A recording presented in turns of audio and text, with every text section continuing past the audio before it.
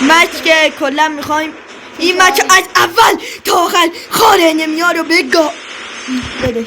حالا این ویدیو در کنار هم باشه شده. راست میگه. صدای من میره. کجاست بیناموس؟ کجاست اونها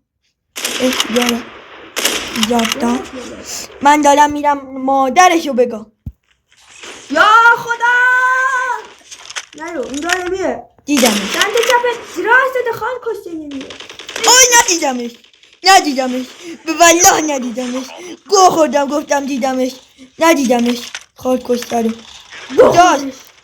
بخورش خار کشته. یار منی میخوای بزنی کیرم اوه نزدیک بود به کیر بره.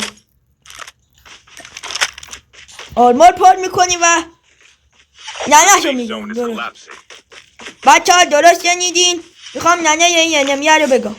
میریم روش. نه میریم روش که اون روش نه یه روش دیگه. آره بخور کسکش بخوره. یار من بیناموسو میزنه و منم بیناموسو لوت میکنم. بابا شلیک کن کارشو. بابا شلیک نمیکنه. خدا نگهدار شما. وای بگاه رفتم بیای. آخ بگاه رفتم. دارم میام.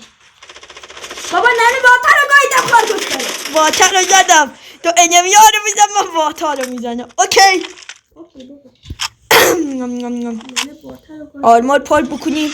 اسنایپ و کوبی ناموس. دیدمش. وای نتش اومد تو شورتم. بخورش خار. یکیشونو زدی؟ منم اون یکی رو میخوام بزنم. وای میخوام ننهشو بگم.